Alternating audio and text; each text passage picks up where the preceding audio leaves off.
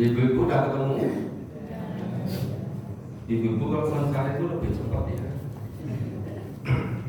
Saya baca per pokok, Bapak Ibu mendengarkan, kemudian menirukan.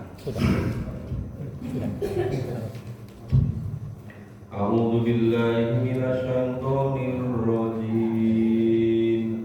A'udzu billahi minasyaitonir rajim.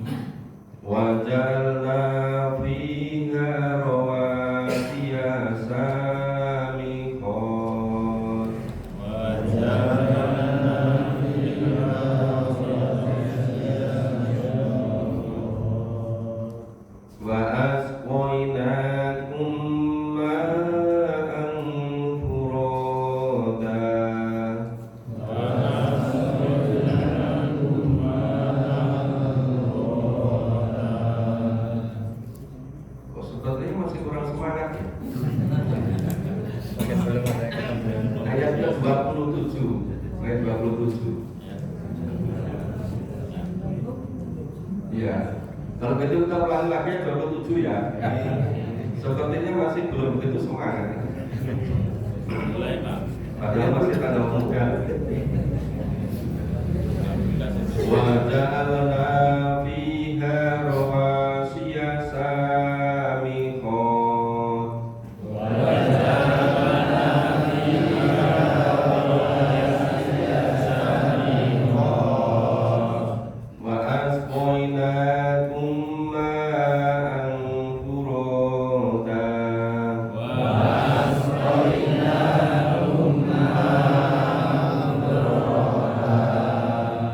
Wailun yawma'idin lil mukadzibin.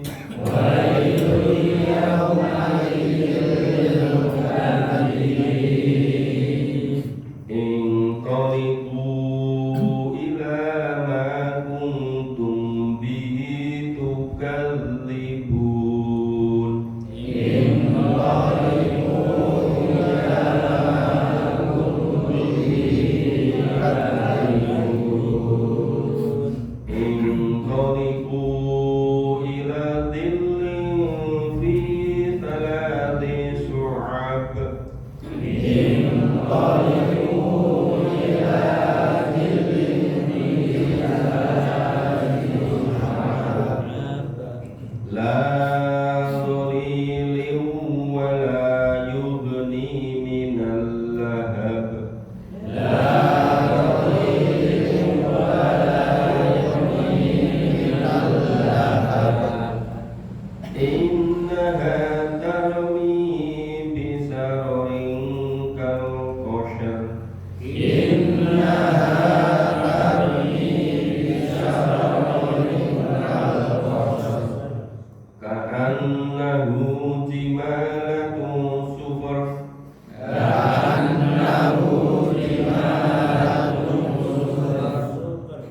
Wailun yawma'idin lil mukadzibin. Wailun yawma'idin lil mukadzibin.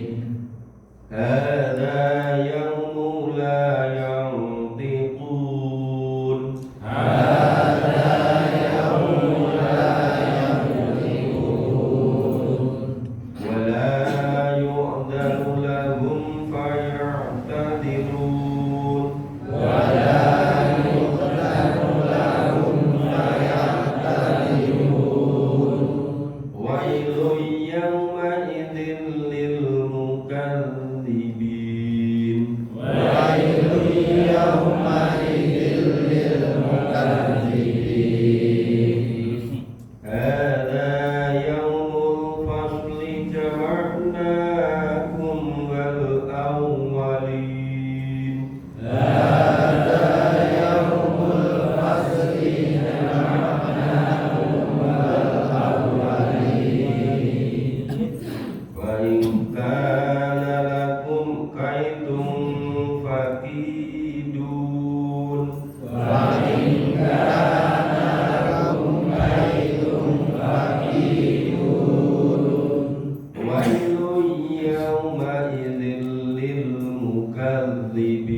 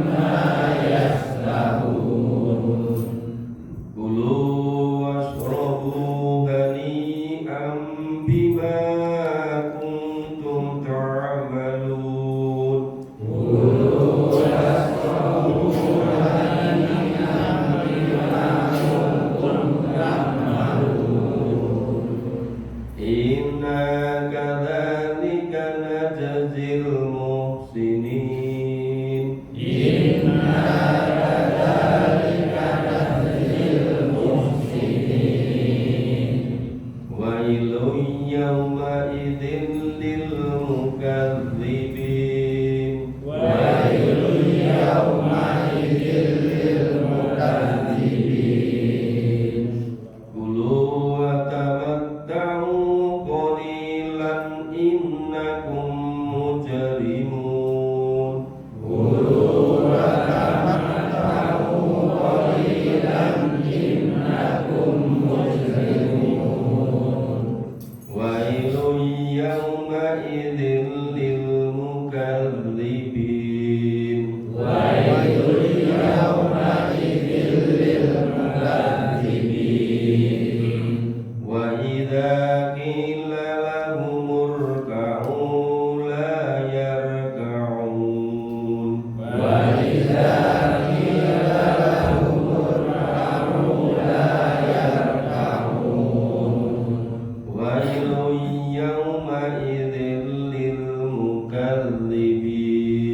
ويل يومئذ للمكذبين فبأي حديث بعده يؤمنون وبأي حديث بعده يؤمنون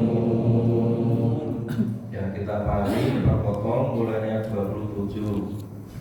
Allah berfirman wa ja'alna fiha, wa ja'alna nanya kembali kepada Allah, dan Allah menjadikan fiha di dalam bumi itu rawasiya samikot, yaitu gunung-gunung yang samikot, yang tinggi. Gunung itu biasanya kan ketinggian dari laut sekian ribu kaki gitu kan. Nah, maka itu rawasiya samikot. Allah menjadikan di bumi ini itu gunung-gunung yang menjulang tinggi. Makanya itu kenapa Gunung Merapi itu kelihatan dari sini, kelihatan dari jauh. Bahkan anak Gunung Krakatau yang di laut pun bisa kelihatan tinggi. Tapi yang di dasarnya jauh lebih ke dalam lagi. Nah, wa asqainakum ma'an furata. Coba kita lihat ini. Dan Allah asqainakum memberi minum pada kamu makan dari air furota, air tawar, air yang jernih. Bapak itu sempat cermat memperhatikan kenapa dari gunung-gunung itu menjadi sumber air sepanjang masa. Iya kan? Coba itu lihat misalnya Gunung Merapi aja. Itu yang sumber air ke timur, itu nanti ke daerah Klaten, daerah Janti, terus ke timur jadi subur. Terus yang ke sebelah barat, ya sampai ke Magelang, terus sampai ke Pabilan, sampai ke sana. Dulu tahun 1989 saya pas tugas bimbing KKN IAIN di lereng Merapi sing sebelah pulau di Sapangan itu. Dulu sampai motor belum bisa naik itu karena licin, berjalan kaki ke atas. Tahun 89 saya bimbing KKN di situ. Tahun 90 tahun berikutnya saya bimbing KKN ya nanti di Gunung Merapi yang sebelah timur masuk ke Klaten, perbatasan Boyolali. Jadi dulu udah biasa-biasa, masih muda dulu kerjanya. Gitu. Saya perhatikan itu sumber air begitu jernih. Kenapa sekarang ini hampir semua produk-produk air yang jernih, air kemasan, itu kan sama mengkaitkan dengan sumber air dari bukit-bukit kan?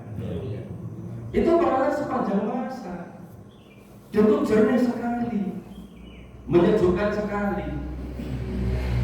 Ya sekali-kali kalau ada waktu itu bisa ke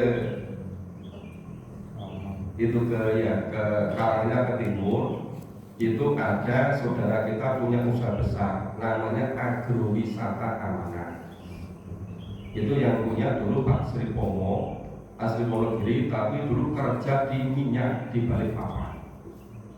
Kemudian menjelang pensiun itu beli lahan di situ.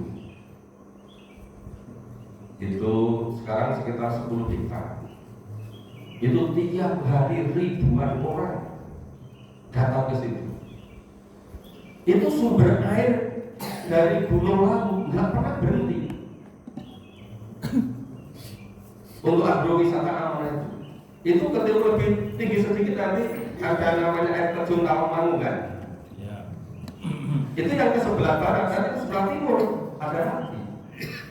Coba ini satu ini betapa indahnya lokasi karunia luar biasa itu. Ya, jadi waja'alna fiha rawasiya sama samiqah, dan Allah menjadikan di bumi itu bukit-bukit yang tinggi, dan Allah memberikan minum kepadamu makan furota, air tawar yang jernih, yang seger dari sumber-sumber air bukit-bukit tadi. Nah, coba ini. Tetapi kenapa Bailu yang menirukan tinggi? Nah, celakalah, kecelakaan bersalah pada hari itu. Hari apa? Nanti yang lalu sudah kita pahami, yang di surat Al-Qiyamah. Ya, mereka itu betul-betul laula laka fa'aun. Celaka besarlah kamu, celaka besar. Itu pada 4 kondisi yang betul-betul celaka luar biasa. Pertama, saat datang sakaratul maut. Kedua, saat di alam kubur. Yang alam kubur bisa ribuan tahun. Yang ketiga, saat dibangkitkan kembali dari alam kubur yang yaumul ba'ats, yaumul mahsyar, nanti yaumul hisab. Itu mulai juga. Dan yang keempat, yang selama-lamanya betul-betul celaka, merasakan barusan dan selanjutnya ketika sudah di neraka. Maka betapa ayat Quran menggambarkan tentang keinginan orang-orang yang di neraka ingin kembali hidup ke dunia, ingin beramal soleh. Kalau Rasulullah mendiko, di sini sudah mendengar agil do nyinau Quran. Barang wis sekolah rokok kepengen balik yang alam dunia. Nah itu. Kemudian intoliku ila ma kuntum bitu katibun. Nah, semua kamu pergilah kepada adab yang kamu dulu tidak pernah mau percaya, yang kamu dulu yang berdustakan. Diberitahu, udah besok hidup ini menjelang sakaratul maut itu berat sekali. Kalau tidak iman dan amal soleh yang betul, nggak percaya. Nanti besok di alam kubur itu orang yang iman dan beramal soleh itu bahkan sudah boleh dibukakan pintu surga, menikmati dalam kubur bisa ribuan tahun. Tapi sebenarnya orang yang tidak benar iman dan amal solehnya itu awal siksaan yang luar biasa. Malah yuka dibun, malah mendustakan. Diberitahu besok di akhirat dibangkitkan kembali untuk mempertanggungjawabkan amal. Yuka dibun juga, nggak percaya juga ini. Yuka dibun, kue kabeh do mendustakan. Diberitahu besok itu ada neraka, ada surga. Tetap aja yuka dibun. Malah orang yang kaya raya luar biasa hebatnya pesan sama anak-anaknya. Nah, engkau nek bapak mati, engkau jenazah bapak ki bakar diopo. Nek wis diopo, terus arenge digerus. Nek wis terus nganti dadi abu, guaan yang laut, yang udara. Supaya ora ditanek kene besok kan. Akhirnya ora ono tanggung jawab kan. Dia rumah itu kan pintar Gusti Allah gitu. Dan saya ngomong, kalau bagi Allah itu kun fayakun langsung jadi mudah sekali. Ini ono yang ngomong sih begitu itu.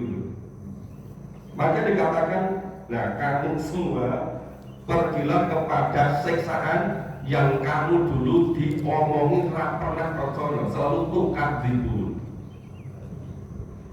Sedikit kan yang mau, kebanyakan tukar dibun, nggak mau.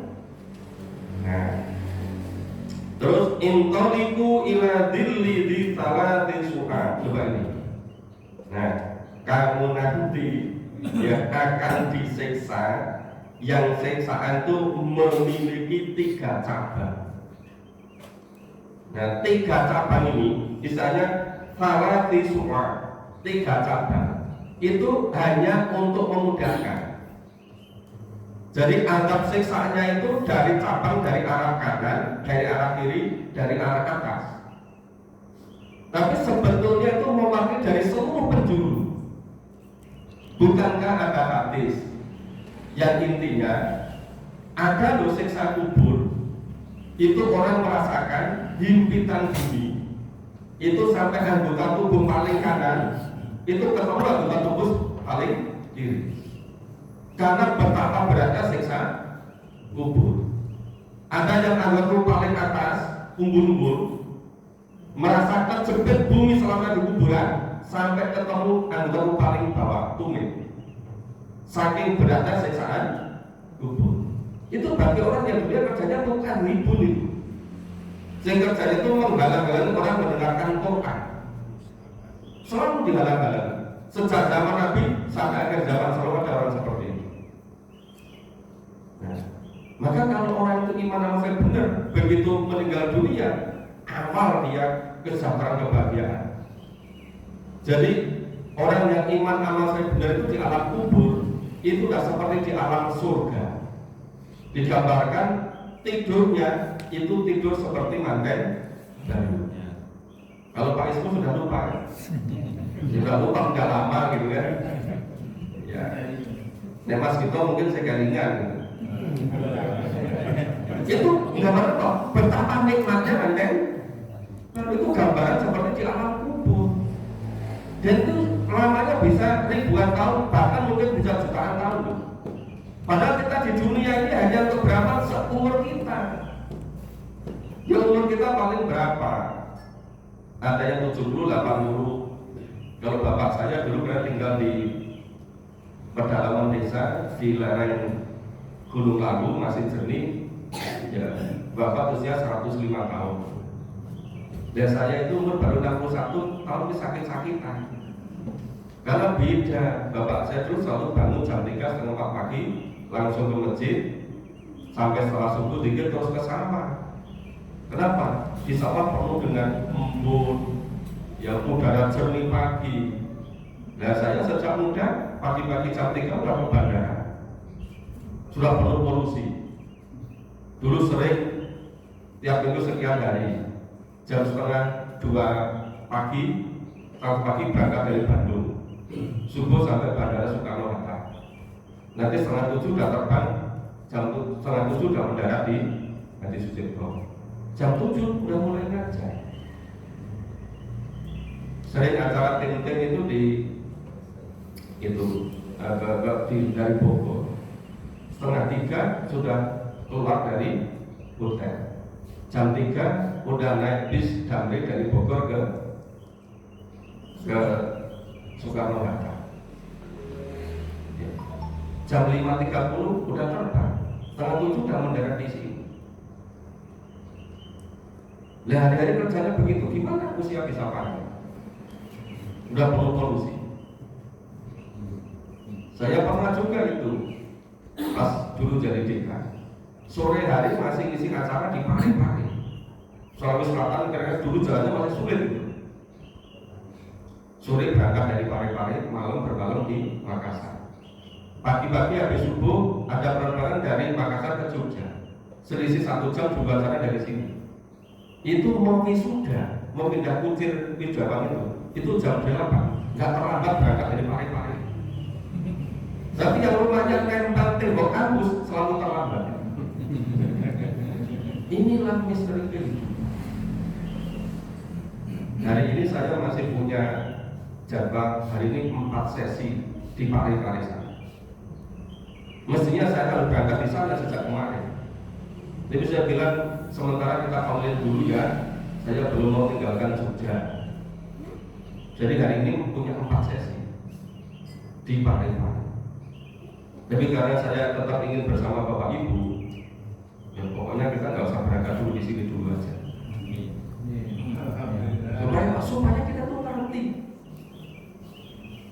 Jadi Bapak Ibu hadir ke sini pasti banyak pengorbanan. Tidak ada istilah yang gratisan. Iya kan? Pasti berjuang apa?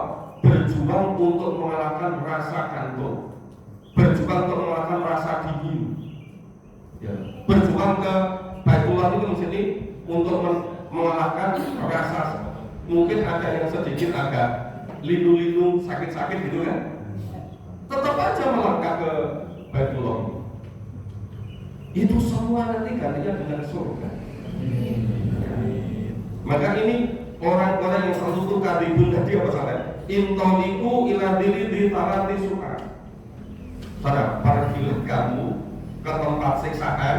Adab yang siksanya itu ada dari 3 penjuru, dari kanan, dari kiri, dari atas. Itu sekedar gambaran bahwa betapa beratnya siksaan adab dari seluruh penjuru.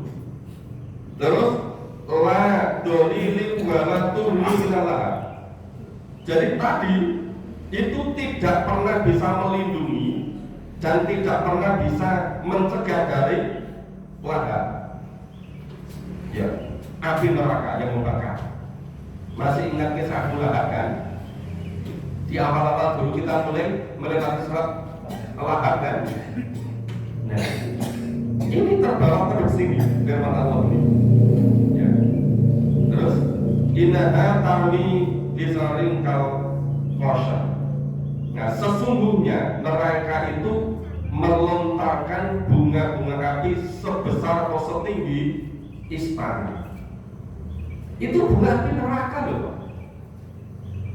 Istananya, coba kita lihat misalnya istana presiden, istana ratu-ratu, istana raja. Itu biasa sudah terbaik di daerahnya kan. Tapi bunga api dari neraka itu besarnya bisa sebesar istana itu untuk membakar. Terus ka'annahu jimaratus sufar, seolah-olah iring-iringan bunga api neraka tadi itu bagaikan iring-iringan unta yang warna kuning. Bapak itu saya gambarkan ribuan, misalnya beribu-ribu unta warnanya kuning keemasan, itu kemudian mereka jalan bersama, bisa digambarkan. Kira-kira seperti apa itu? Itu saking panjangnya lemparan api-api neraka tadi. Itu gambarkan betapa menakutkannya. Nah, kok malah itu si Abu Jahal sama Abu Lahab sama wujud Walid bin Mughirah itu, ya kan? Itu Allah berfirman, di neraka nanti penjaganya 19 malaikat. Malah Abu Jahal ngomong, wis gampang kok aku ngurus 10 malaikat, kowe ngurus 9 malaikat. Kowe terus ngomong gampang malaikat engko dihapusi. Lho rasane malaikat iki opo gitu. Itu pikirannya Abu Jahal itu sama Abu Lahab dengan rumangsa pintar. Maka kafir rumangsa sok diatur gitu kan. Kemudian wailu yaumaidil mukadzibin, ya kecelakaan besarlah pada waktu itu, pada zaman itu, saat itu orang-orang yang pendusta. Mukadzibin apa? Hada yaumul yantikun. Pada hari itu kita semua, kamu semua tidak bisa bicara. La yantikun, tidak bisa bicara. Nanti yang menjadi saksi itu seluruh kulit kita, kaki kita, tangan kita, rambut kita, semua jadi saksi. Gunakan untuk apa selama di dunia ini? Ya pagi-pagi rakyatnya masjid pagi-pagi mulai jalan-jalan, ya untuk saksi itu. Yang ke masjid ya saksi ketika ke masjid. Jadi detail-detail per bagian-bagian itu. Nah, layu danu lagum fayak tadilu. Nah, orang bakal iso izin, orang bakal iso apa alasan ada udur, nggak ada sama sekali. Nah, yang dunia itu pinter gaya udur, pinter gaya alasan. Kalau Pak Jabal ngaji minggu malam, mohon maaf Pak Tri biasa ngaji sedang bersama acara ini. Lunek ngaji kok ngenteni bersamaan. Ya saumur-umur dunia atau sempat itu. Sibuk terus itu. Sering ngaji Quran itu harus bikin prioritas pertama. Nah, perlu hidup ini bikin jadwal kegiatan. Berapapun jadwal semua gitu kan. Ya daftar bersama kalau bisa memahami Quran, ngaji gitu.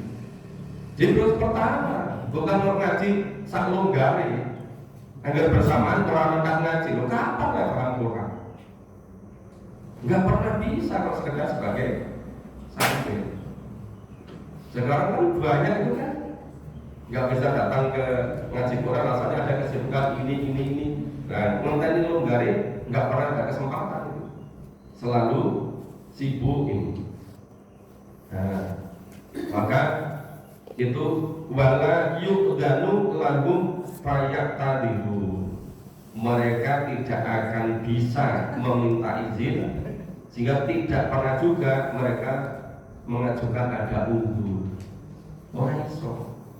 Tapi kenapa wailu yang muka ibu? Tetapi kenapa masih juga mendustakan?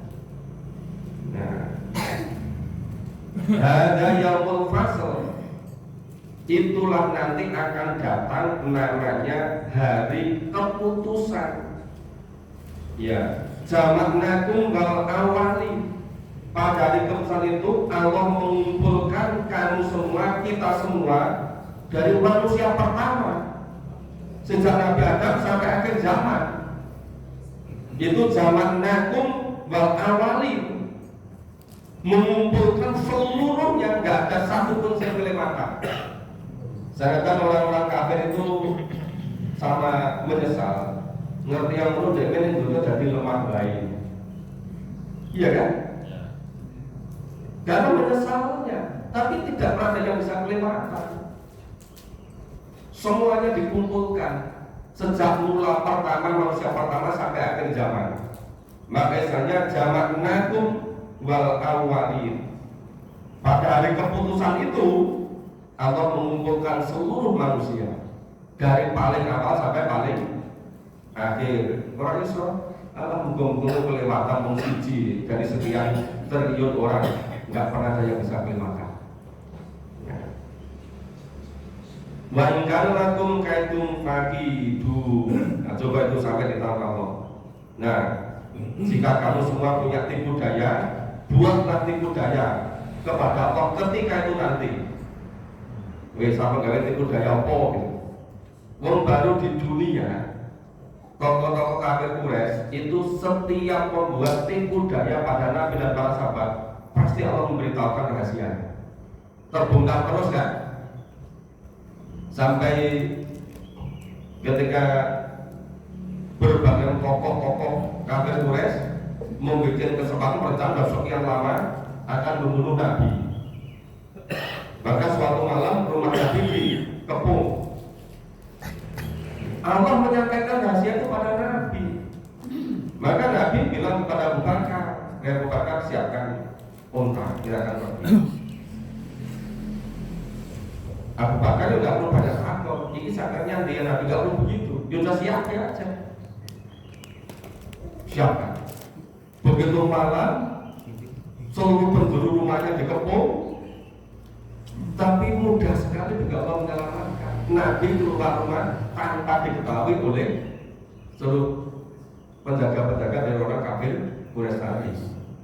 Nah, Ali bin Abi Thalib suruh ganti di tempat itu. Badan Nabi sudah tindak, tapi tidak keluar.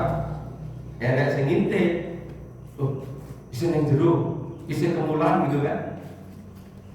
Ya, bareng esuk ditilihi ternyata sing kemulan Ali bin Abi. Oh, mereka semakin marah lagi, ngerekke sayang loro. Siapa yang bisa menemukan Muhammad, gitu kan? Kasih hadiah, berat tanggung-tanggung. Dia 100 unta. Tapi nggak kurang jalan Allah itu menyelamatkan. Jadi sepanjang masa itu banyak orang yang masih ingin membuat makam seperti itu.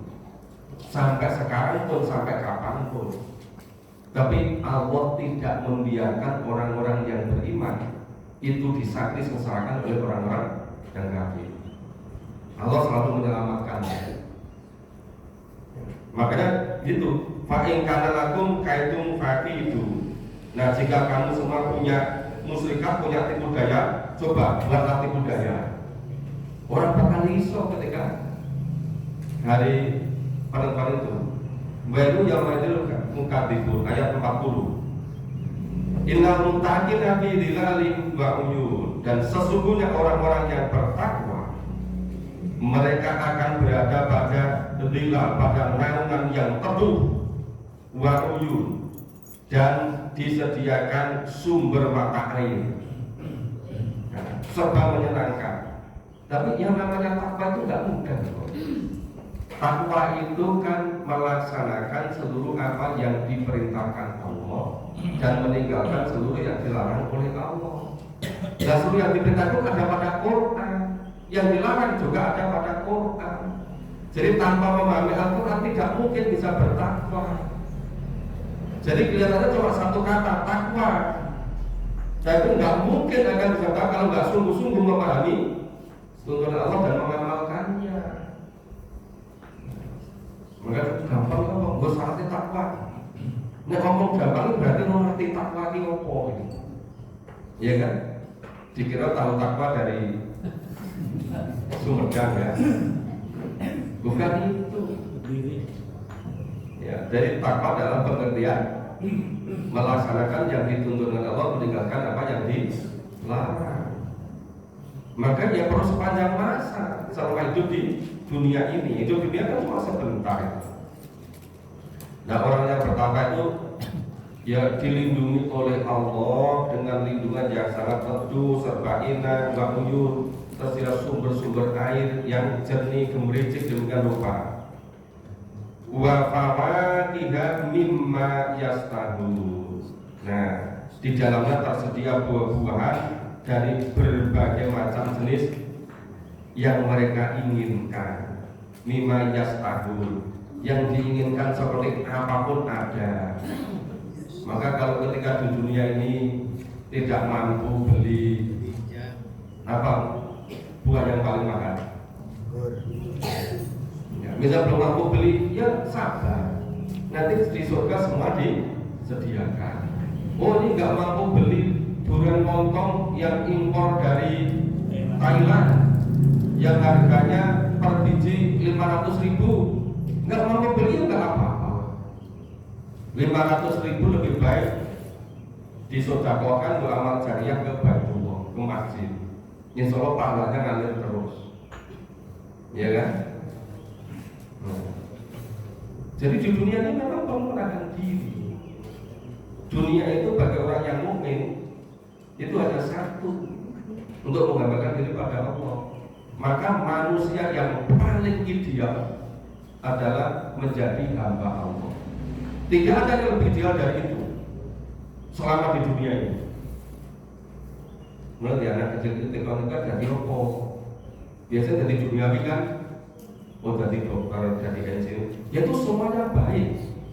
Tapi ketika jadi dokter, jadi insinyur, jadi lo tidak apapun, itu dalam rangka untuk menjadi hamba Allah gitu.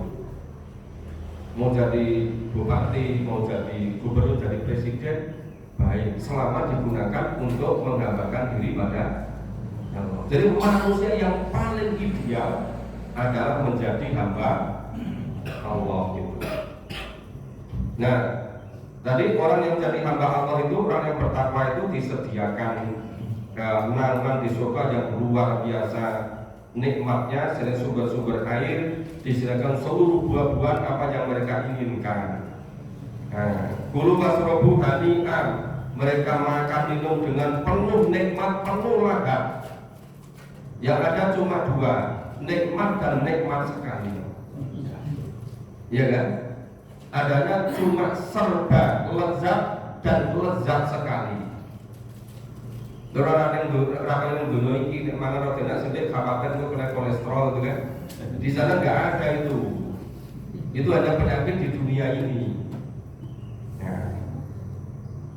Jadi kulu wasrobu hani bima kuntum ta'lamun, makan minum luar biasa enaknya, nikmatnya itu sebagai balasan karena amal mereka. Bima kuntum ta'lamun.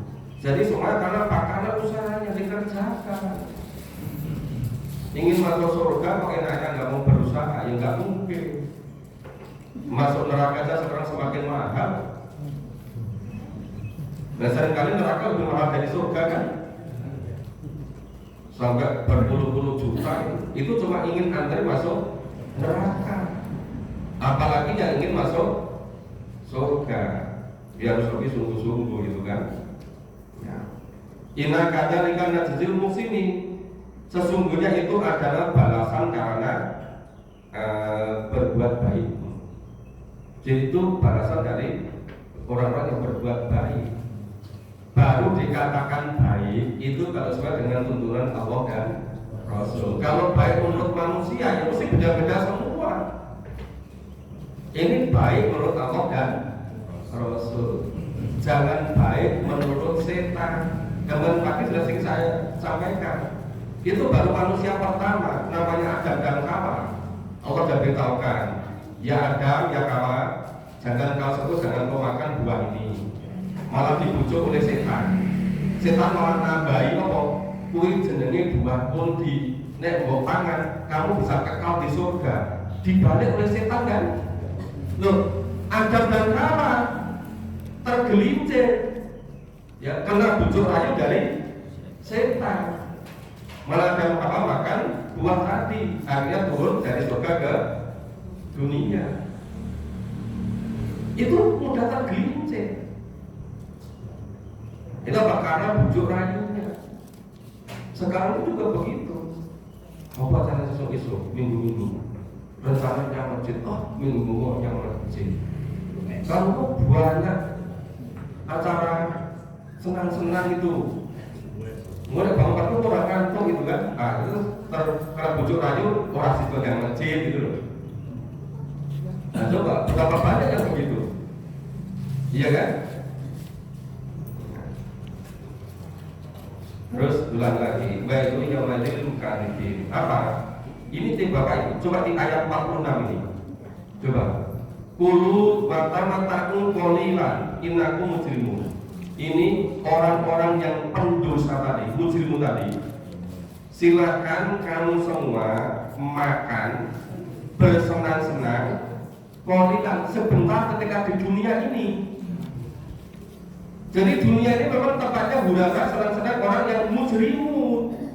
Kita jangan ikut-ikut. Yang dipikirkan itu cuma serba nafsu. Cuma usahanya sama mikirkan masalah nafsu. Itu kerjanya orang mujrimun. Tapi cuma ketika di dunia ini. Nah coba jelas sekali kan. Kulu mata-mataku qalilan. Udah, silakan. Do makan minum sak seneng-senengmu ning mung sedilo nalika di dunia ini. Sampai punya kekayaan misalnya sekian triliun, ning cuma sebentar di dunia ini. Ya paling menikmati ketika usia muda sampai usia 70 tahun baru wis nggak bisa menikmati. Kaya raya tapi nggak bisa menikmati. Maka Allah berfirman, istilahnya kulu mata-mataku qalilan, hanya sebentar. Mereka senang-senang cuma sebentar. Sebentar itu kalau dibandingkan dengan siksaan di alam kubur, ketika dibandingkan dengan yang di neraka yang khalidina fiha gitu loh. Itu sangat sebentar. Mulai kalau ada orang-orang mujrimun, dong iming-iming, pamer, yo segala macam bentuk mujrimun itu wah dikemas pakai semenarik mungkin. Kalau perlu pakai door prize apa? Yang paling mengejutkan. Ya sampai mujrimun kemas apa? Nanti door prize-nya umroh gitu kok. Gitu kepencot gitu loh. Nah, coba gitu. Sekarang ada perzinahan online aja door prize-nya bisa umroh. Namanya apa? Namanya zina syariah gitu. Sambil pinternya emas itu. Terbalik-balik semua. Lo kok kasih tergelincir. Nggak bisa membedakan. Mereka ingat ayat 66 itu. Bulu katamat kamu qalilan. Berserang-seranglah kamu, tetapi hanya sebentar di dunia ini. Itu bagi orang-orang mujrim. Baru yang mukadzibin apa? Wa idza qila umur ka'u layar ka'u. Orang-orang mujrimun tadi kalau diperintahkan untuk rokiun perintah dua. Pertama, rukuk sholat. Yang kedua, taat pada tuntunan Allah. Itu rokiun juga. Jadi orang-orang mujrimun itu diperintah untuk rokiun, nggak mau mendustakan. Diajak sholat, nggak perlu malah ngomong kok kalau mau kampungan aja zaman gini masih sholat gitu. Ada bapak ngecil itu, malah menghina mereka. Nganggap orang-orang yang satu katanya orang kampungan. Saya kok menghinakannya gitu. Tapi mereka cuma sebentar di dunia ini. Maka ini baik itu yang maju mukadzibun apa? Wa idza qila lahum ka'u layar ka'u. Ya, apabila dikatakan pada mereka rukuklah kamu, ya sujudlah kamu, tapi nggak mau.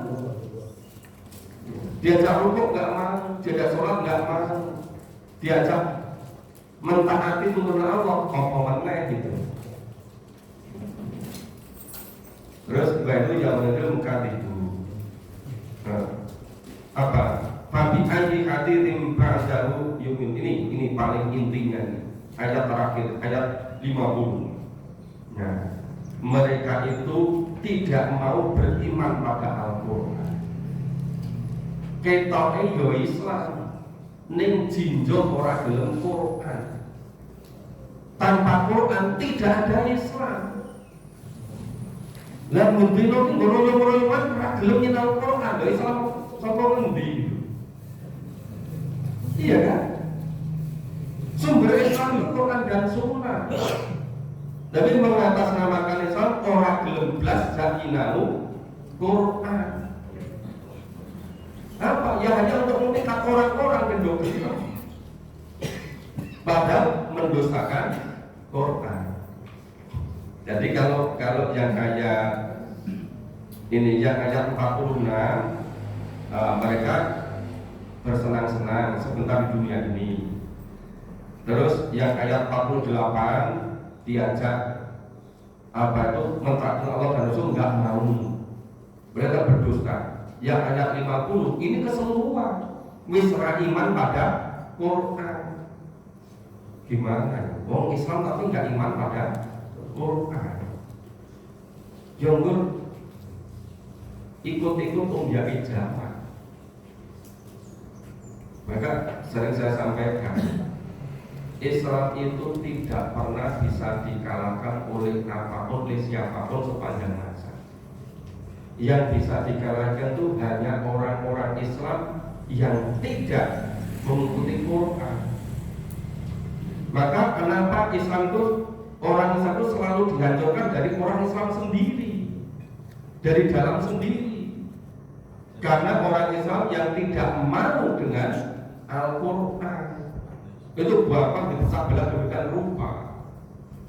Tapi kalau betul-betul sudah fokus pada Al-Quran, tidak bisa dilemahkan, tidak pernah bisa dikalahkan selama masih berpegang teguh pada Al-Quran. Maka yang namanya kebangkitan Eropa, mereka masih trauma dengan perang salib. Yang pokok satu, yang penting orang Islam itu dijauhkan dari Al-Quran.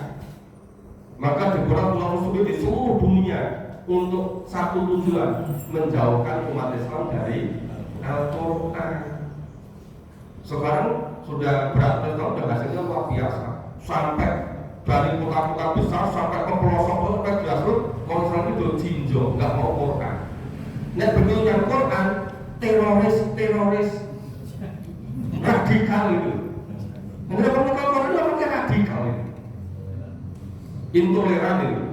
Nah, coba itu saking apa? Saking taatnya sama tadi New World Order atau dunia baru global tadi. Sampai begitu loh. Sampai kampung-kampung desa-desa itu wis kabeh wis ngono kuwi. Enggak ada komunal Quran wis gedenge rawo. Lo cari jalan yang penting gimana supaya tidak pernah lagi mempelajari Quran. Sampai sekarang banyak kan masjid dilarang nggak boleh memahami Quran, diambil alih di boykot ya. Tapi kalau nggak memahami Quran bebas, boleh apapun boleh, asal tidak inau Quran. Kekuatan wajah itu hanya satu, hanya pada Al-Quran. Begitu Quran ini sudah dijauhi, oh gampang semuanya jadi gampang diatur semua. Jadinya apa? Tuhudunnya bakal yatul mau. Itu sudah berjalan beratus-ratus tahun. Kan jadi lucu aneh kan? Nusantara ketika itu penduduknya warga itu 50 juta. Belanda itu negara sangat kecil, cuma berdaya 5 juta. Kok bisa 5 juta yang menjajah beratus-ratus tahun orang Islam di Nusantara? Di Nusantara itu sudah ada 200-an kesultanan Islam ketika itu. Kok bisa? Kenapa? Karena kaki tangannya orang-orang Islam. Jadi yang menjajah itu orang Islam sendiri, diadu domba. Sejak itu sampai sekarang belum pernah berakhir. Terus ini pecah belah gak karuan ini. Maka dibikin atas nama akademi. Dirinci-rincinya ini Islam yang udah ini. Ini Islam apa? Islam Sunnah wal Jamaah, Islam Singapura, Islam Ahmadiyah. Nanti yang Singapura dibuat pecah kayak sekian ribu. Nanti yang Ahmadiyah juga apapun Islam wal Jamaah itu sampai beratus-ratus ribu pecahannya, detail-detail itu. Dalam pokoknya pecah belah semua. Lupa kan bagi Quran cuma satu orang Islam itu. Iman dan amal. Karena Quran ini. Nah saat itu orang Islam itu melu-melu, ikut-ikut gitu. Karena hebatnya atas nama akademik yang mereka kembangkan. Karena orang Islam pecah-pecah demikian rupa. Mana negara, apa kedua, merusak kampung itu pecah-pecah. Iki Islam sama pokok iki apa iki. Merusak kampung nomor 10 gitu. Kenapa? Karena nggak mau dengan Quran. Sing dibesar-besarkan cuma perbedaannya. Ngeri kan? Nah, terus sampai kapan begitu itu? Dimanjat terus kalau jadi wayang dia duduk terus begitu. Selesainya cuma satu, apa? Kembali pada Quran. Asal gelem nyinau Quran, mesti kok jadi rukun jadi ketemu. Selama masih mau memahami dan mengamalkan Quran. Tapi kalau sudah nggak mau, ya sudah masalah gitu kan. Nggak bisa diharap apapun. Kalau sudah tidak mau dengan Al-Quran. Ini Bapak Ibu pagi ini sampai di sini sudah kita selesaikan juz ke 29. Ini katakannya tapi sudah tersedia makanan ini. Coba. Itu untuk khatangan. Insya Allah besok pagi kita mulai awal juz 28.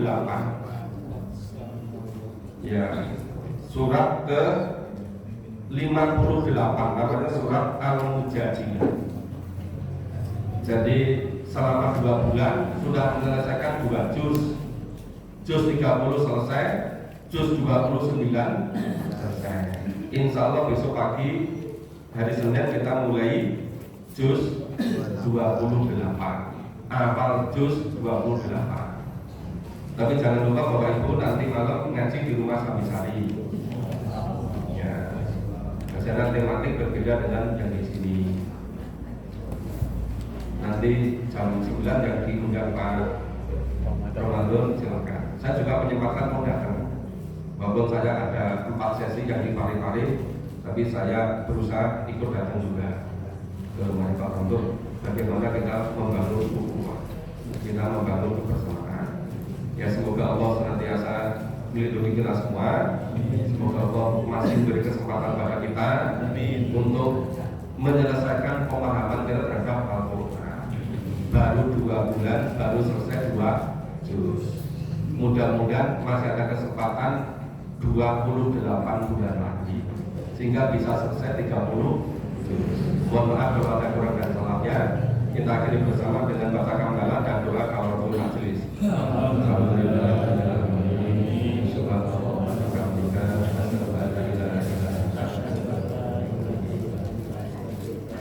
Assalamualaikum warahmatullahi wabarakatuh.